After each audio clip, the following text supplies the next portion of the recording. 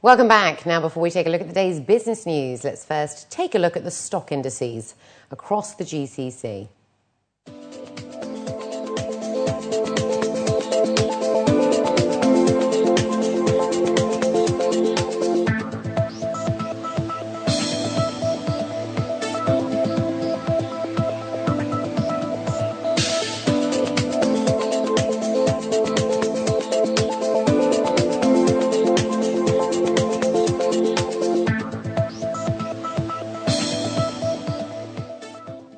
And in our top business story, the UAE's gross domestic product has been forecast to hit $395 billion this year and to reach $410 billion next year. That's according to His Excellency Sultan bin Saeed Al Mansouri, the UAE Minister of Economy.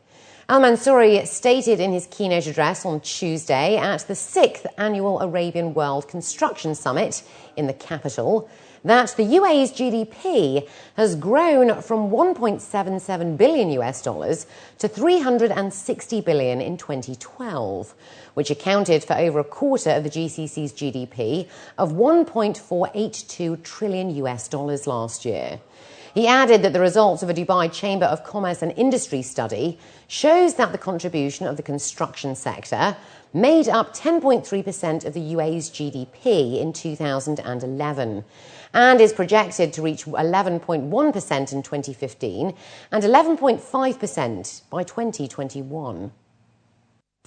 By 2017, the global BYOD, or Bring Your Own Device, and Enterprise Applications market is expected to grow to $181 billion. The tablet market is set to rise by around 42% this year, and the smartphone devices could produce 57% of overall IT market growth.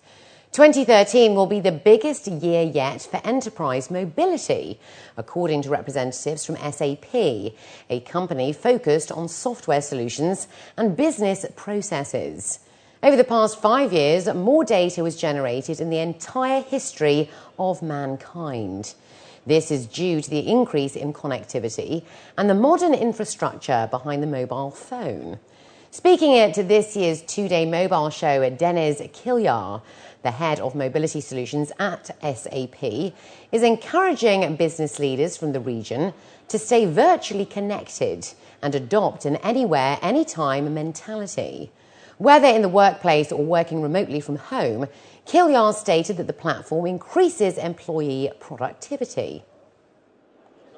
When the smartphones were introduced to the market and then applications were developed for the smartphones that would increase the productivity and utilization of the workforce, people started bringing their smartphones into work life, and then CIOs could not fight back with this trend of BYOD.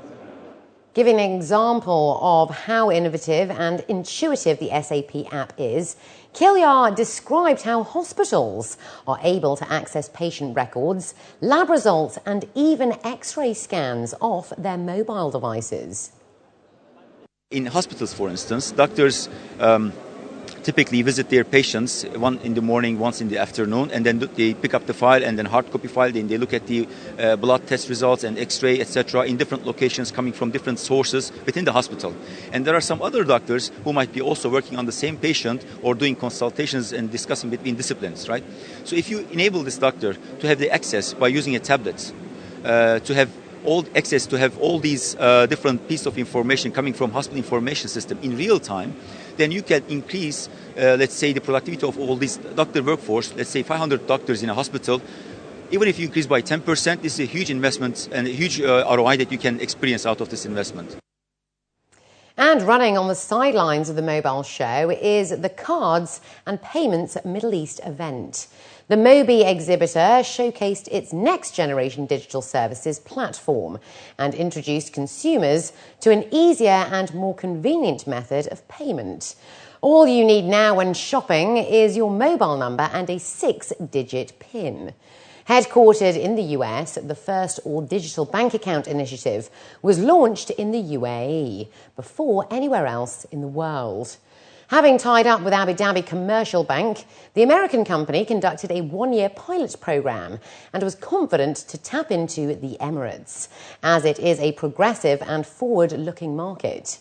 The new mobile service, referred to as MobiBucks, replaces cash, cards, and even your mobile phone. In addition to this, the payment service allows both Abu Dhabi Commercial Bank account holders and non-account holders to make purchases at over 80 merchants that are currently affiliated with the brand. Some of the other banking services provided include person-to-person fund transfers, bill payments, as well as remittances. Everybody can come up with a PIN, a series of numbers that they can memorize. You don't have to carry a credit card around. This is much more secure than a credit card. You don't have to worry about identity theft. Okay, so it's very easy and convenient for the consumer, and you have the security of having a message, an SMS, text message returned to you when you've used it. You can go online to the website and query and see a list of your transactions, what's going on, what your present balance is. You can arrange to transfer money into your account online. So it's just the next thing, if you will. It's an alternative payment type to credit card. We will soon be going into full production, and in fact they're launching a major marketing campaign in another week or so on 11 campuses here in Dubai, where there's an enrollment of 28,000 students. So this is really the first kickoff to begin to really commercialize the service. We think mobile payments is extremely forward-looking and a concept that's going to be quite large globally, and particularly here in the UAE.